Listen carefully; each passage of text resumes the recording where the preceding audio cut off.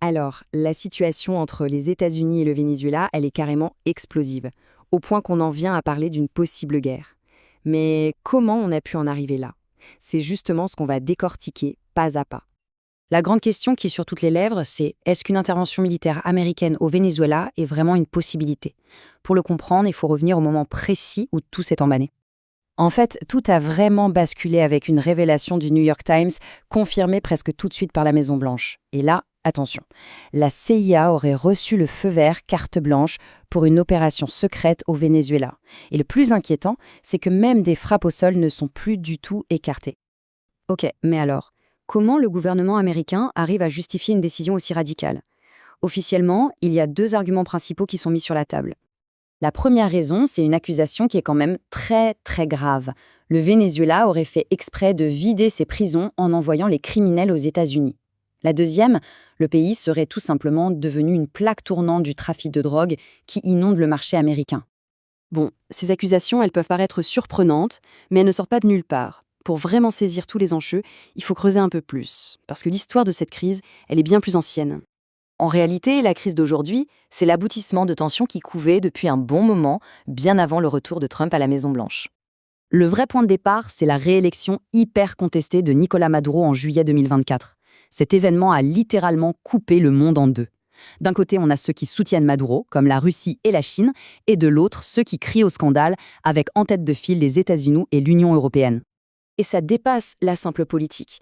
La justice américaine, elle, dresse un portrait carrément criminel de Maduro. Il est accusé d'être à la tête d'un cartel, de piloter un gigantesque réseau de corruption et même de bosser avec des gangs pour faire passer de la drogue aux États-Unis. Avec des accusations pareilles sur la table, forcément, tout s'est accéléré. La pression est montée, encore et encore, à une vitesse assez folle. Il suffit de regarder la chronologie. En juillet, la réélection. À peine un mois après, en août, Washington met une prime sur sa tête. En septembre, on passe carrément à l'action militaire, avec des frappes en mer. Et en octobre, le point d'orgue, l'annonce de l'opération secrète de la CIA. L'escalade est limpide. Et cette prime, le montant est juste dingue. 50 millions de dollars. C'est un record absolu, hein. Forcément, à Caracas, la réponse n'a pas tardé. Ils ont tout de suite parlé d'une opération de propagande pathétique et grossière. Mais le problème, c'est que ces frappes militaires ont un coût humain. Plus de 20 personnes présentées comme des narcos ont été tuées. Et beaucoup d'ONG parlent d'exécution extrajudiciaire. Pourquoi? Parce que légalement, rien ne prouve que ces bateaux étaient une menace directe qui justifiait l'usage d'une telle force. Face à cette pression énorme, comment a réagi Nicolás Maduro?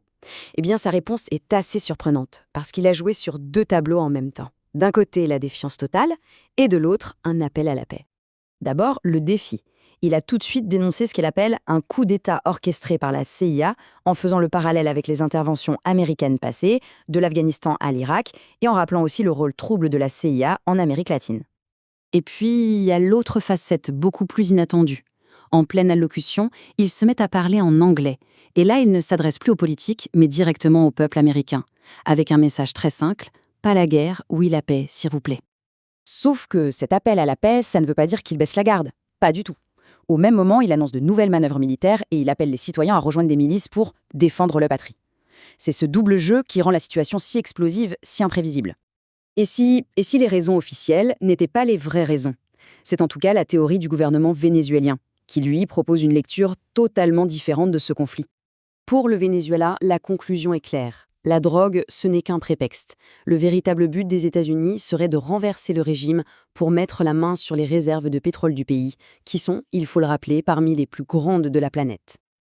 Alors, où est-ce que cette escalade dangereuse peut bien mener? Entre les accusations de trafic de drogue d'un côté et les soupçons sur le contrôle du pétrole de l'autre, une chose est sûre, la stabilité de toute la région ne tient plus qu'à un fil. La question n'est plus seulement de savoir s'il y aura une guerre, mais quel en sera le véritable prix.